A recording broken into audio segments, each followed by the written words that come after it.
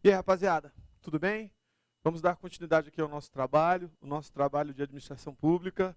Estamos falando da administração pública burocrática.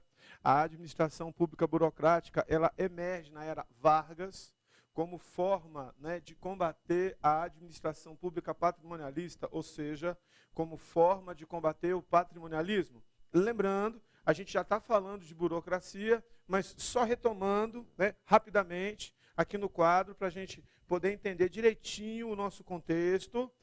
Você que está linkando agora aí, para você entender, a administração pública passa por 3 momentos, que a gente vai chamar de 3 modelos de administração pública. A administração pública passa pela administração patrimonialista. Para efeito de tempo, de época, para você entender bem, era pré-Vargas, era antes do presidente Vargas. Ela é caracterizada por nepotismo, emprego público era prebenda, presente, troca, e nós temos uma malversação do patrimônio público. Ou seja, se utilizava a máquina pública apenas para lograr êxito particular, apenas para enriquecer. A administração pública patrimonialista é contemporânea ao Estado liberal.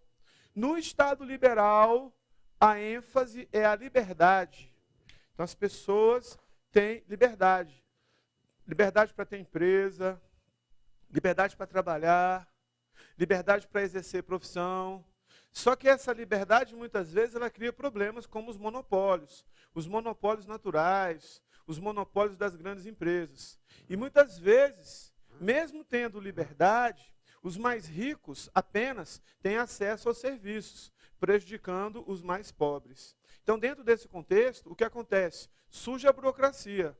Na época do Estado liberal, só que a burocracia de Getúlio Vargas, ela passa a centralizar serviços, o Estado passa a ter mais serviços, e o Estado, ele inaugura um outro Estado, que é o Estado social. No Estado social, a ênfase passa a ser a igualdade. Então, na era Vargas, na administração pública burocrática, há um rígido controle sobre os processos. Finalidade principal, acabar com as práticas patrimonialistas. É criado o DASP, Departamento Administrativo do Serviço Público, e o DASP vai ser o órgão centralizador da burocracia. O DASP vai ser o órgão que vai centralizar as ações do governo. O DASP vai ser aquele órgão encarregado de centralizar tudo na mão do governo. E uma coisa interessante, que o DASP vai ter uma série de desvantagens, porque ele vai deixar os processos lentos, vai deixar os processos morosos, e isso vai fazer com que haja insatisfação por parte do usuário do serviço público. E mesmo esse controle rígido de processos, ele não vai ser capaz, ele não vai ser suficiente para acabar com as práticas patrimonialistas. Então isso vai, a burocracia profissional, de 38 até 1995. Nós vamos aprender no nosso curso que de 38 a 95 vão existir tentativas de reformar o Estado brasileiro. Essas tentativas vão existir. Tentativa de reforma a gente vai ver isso depois, várias tentativas de reforma. Mas quem vai, de fato, reformar o Estado vai ser o governo FHC, em 1995, com a administração pública gerencial, com ênfase na eficiência. Até que na emenda constitucional 19 de 98, você inclui no texto constitucional o princípio da eficiência. E a ênfase aqui é satisfação da necessidade do usuário. Interessante que, diferente da burocracia, a administração pública gerencial, ela vai dar ênfase à descentralização. Não precisa as ações estarem nas mãos do governo. Eu posso descentralizar as ações do governo. Não tem que estar tudo nas mãos da administração pública.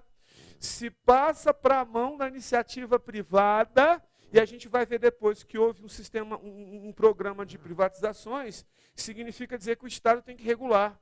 Então surge um novo conceito de Estado, que vai ser o conceito de Estado regulador. O Estado regulador vai ser aquele Estado que vai regular as ações. O Estado regulador vai ser aquele Estado que, de fato, vai regular, né, a atividade. Aí vão surgir as agências reguladoras, que também faz parte do nosso contexto, que a gente vai ver mais na frente, a posteriori. Beleza? Tranquilo? Então vamos continuar a falando de burocracia.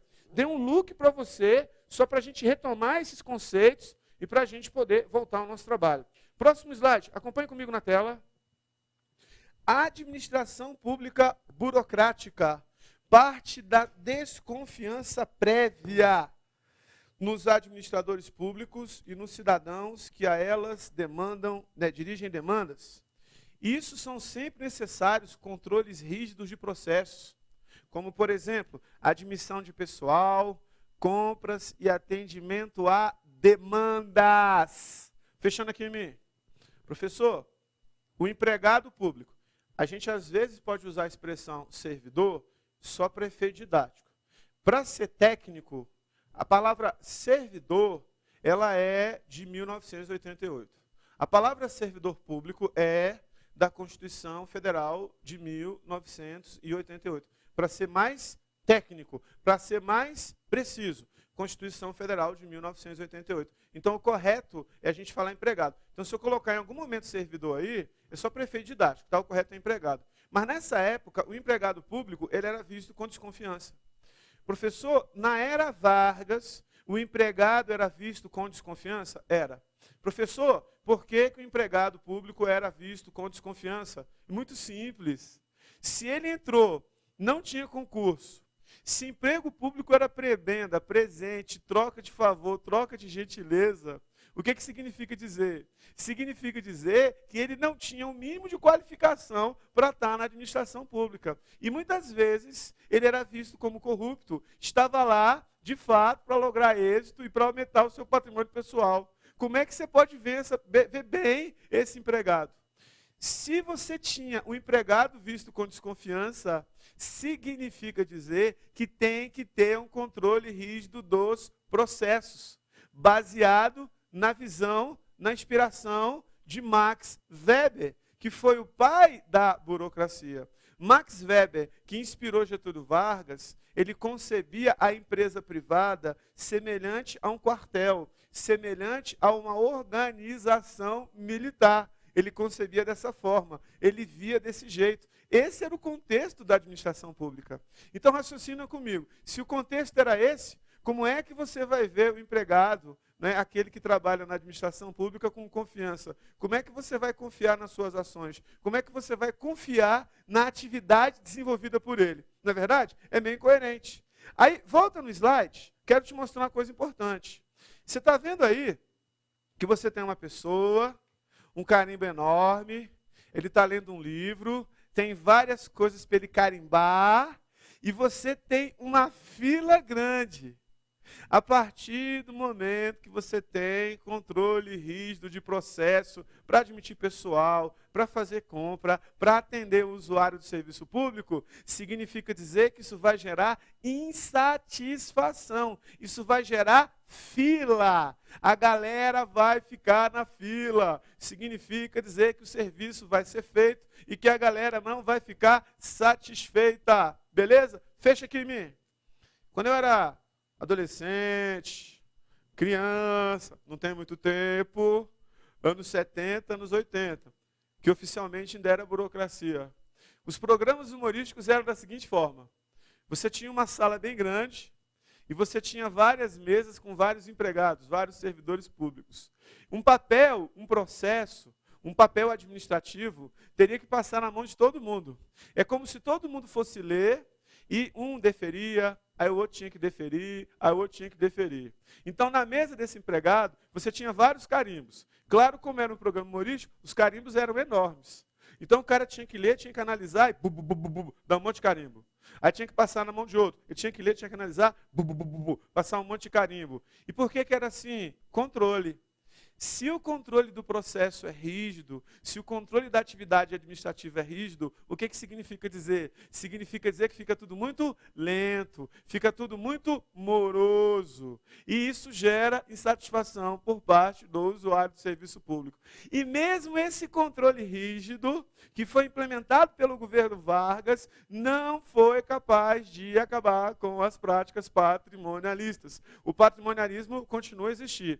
Mesmo pós-reforma do Estado brasileiro, que aconteceu em 1995, na gestão do presidente FHC, a gente continua a ter patrimonialismo. Infelizmente, mas ainda tem. Beleza?